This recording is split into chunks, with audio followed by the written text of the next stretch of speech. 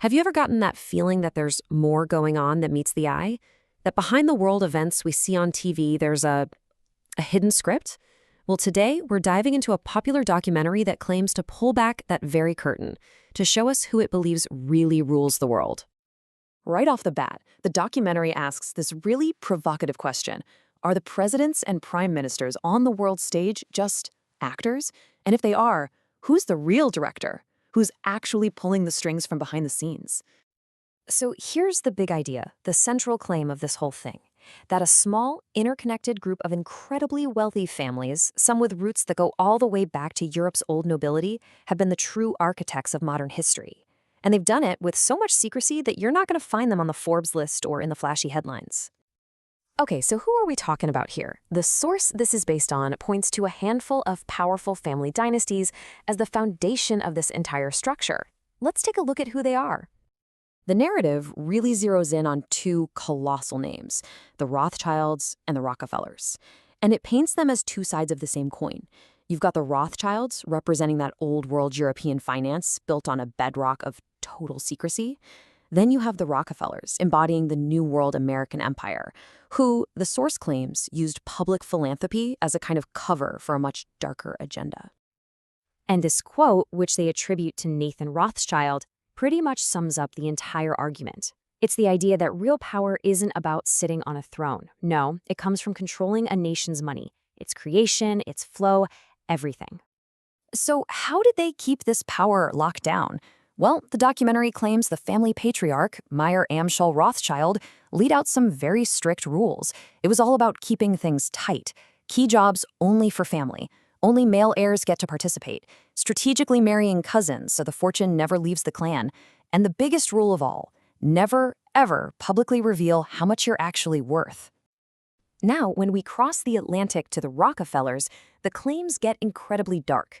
The source alleges that their family ideology was deeply rooted in eugenics, claiming that Rockefeller foundations actually financed Nazi research before the war.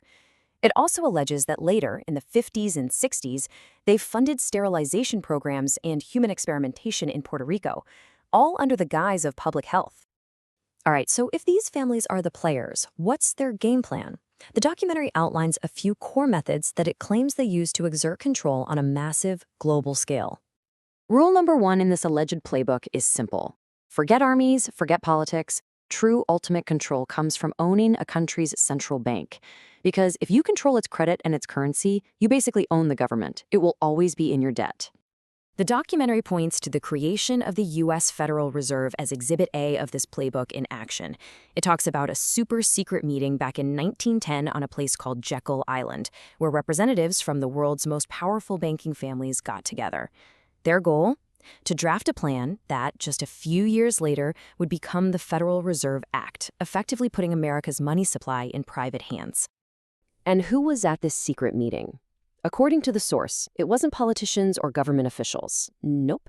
It was the heads of these powerful banking dynasties, the Warburgs, the Morgans, the Schiffs, and the Rockefellers, who allegedly designed the whole system to benefit themselves. The second method they outline is, well, it's even more sinister, the idea of manufacturing chaos. The documentary claims that this network doesn't just profit from crises like wars and economic depressions, it actively creates them. By funding both sides of a war or by engineering a market crash, they can then swoop in and buy up everything for pennies on the dollar, grabbing even more power. But controlling money was just the start. According to this documentary, the playbook has gotten way more sophisticated in the modern era, expanding into what it calls the global control grid. So the documentary lays out two modern pillars of control. First up, controlling the food supply. It alleges that Rockefeller foundations were key players in the GMO revolution, partnering with companies like Monsanto to gain patent control over the very seeds that grow our food. And the second pillar? Controlling policy. This, the source claims, is done through super-secret invitation-only meetings like the Bilderberg Group, where future leaders are supposedly vetted and global policy is decided long before it ever gets debated in public. But this makes you wonder, right? The story so far has been all about these powerful families.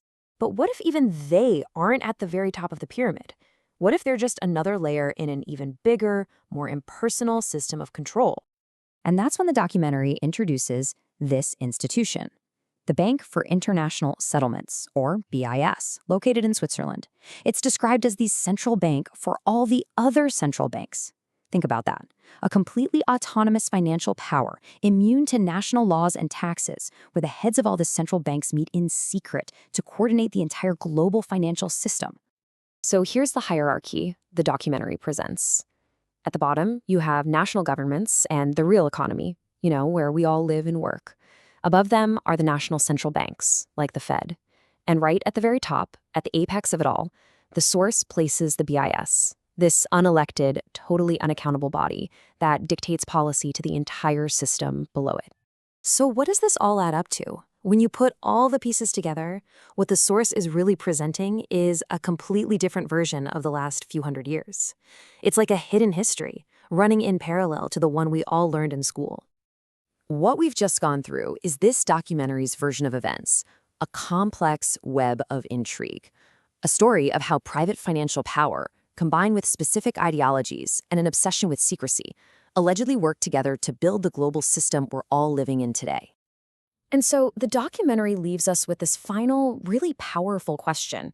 It's not asking us to decide if this hidden history is true or not. Instead, it forces us to wonder something else.